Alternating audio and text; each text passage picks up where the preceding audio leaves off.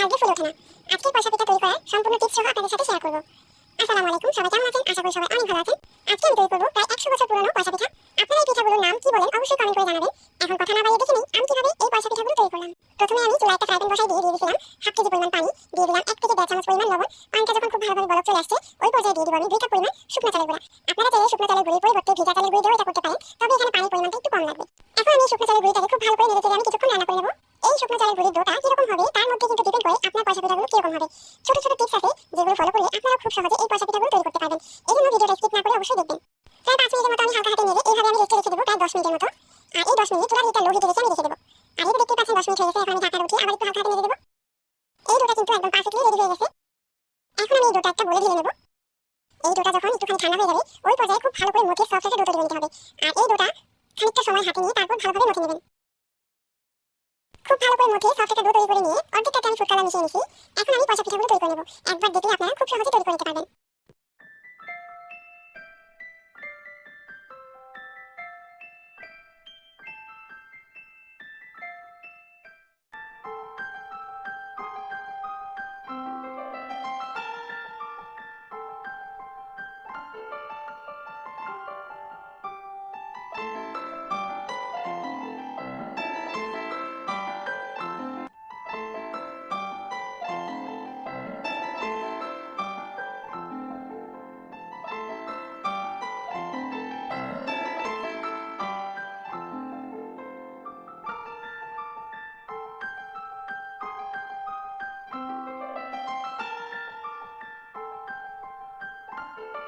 এভাবে আমি সবগুলো বানিয়ে নিয়েছি। এখন আমি এই পিঠাগুলোকে ভাপে দিয়ে দেব প্রায় 8 ঘন্টার জন্য। এজন্য আগে থেকে আমি রাইস কুকারে পানি বসাই দিয়েছিলাম আর পানিটা যখন বলক চলে আসছে ওই পর্যায়ে আমি সবগুলো দিয়ে দেব।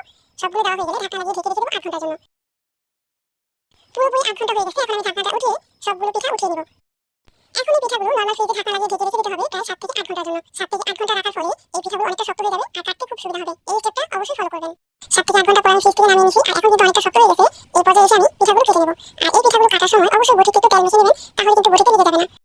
যতটা সম্ভব এই পিঠাগুলো পাতলা করে কাটবেন, তাহলে কিন্তু ভাজা করে অনেকটা ফুলে উঠবে। এভাবে আমি সবগুলো পিঠা কেটে নিয়েছি। এখন কি করব, এই পিঠাগুলোকে একটা একটা করে পাতলা পাতলা করে মেলে রোদে শুকাতে দিয়ে দিব। আর কতটা পাতলা করে কাটছি দেখে নিশ্চয়ই বুঝতে পারতেছেন। শুকানোর পর কিন্তু আরো পাতলা হয়ে যাবে।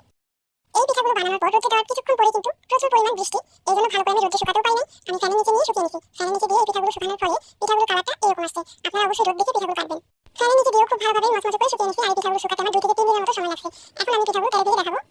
এই পিঠাগুলো ভাজার জন্য একটা কড়াইয়ে পর্যাপ্ত পরিমাণ তেল দিয়েছি। আর তেলটা যখন গরম হয়েছে ওই পর্যায়ে আমি পয়সা পিঠাগুলো ভেজে নিতেছি। আর এই তো দেখতে পাচ্ছেন তেলে দেওয়ার সাথে সাথে ফুলে ডাবল হয়ে গেল। এইভাবে আমার যতটুকু প্রয়োজন আমি ভেজে নেব। আপনারা চাইলে ভালো করে রোদে দিয়ে সংরক্ষণ করতে পারেন এই পয়সা পিঠাগুলো বছর জুড়ে। এই ভিডিওটা ভালো লাগলে লাইক, কমেন্ট এন্ড শেয়ার করবেন। আমার এই ভিডিওটা যদি ফেসবুক পেজ থেকে দেখে থাকেন তাহলে আমার পেজটা ফলো দিয়ে রাখবেন। আর যদি ইউটিউব চ্যানেল থেকে দেখে থাকেন তাহলে আমার চ্যানেলটা সাবস্ক্রাইব করে পাশে থাকা বেল আইকনটা বাজিয়ে দিবেন। তাহলে আমি প্রতিদিন ভিডিও ছাড়লে আপনাদের কাছে খুব তাড়াতাড়ি পৌঁছে যাবে। সবাই ভালো থাকবেন, সুস্থ থাকবেন। আল্লাহ হাফেজ।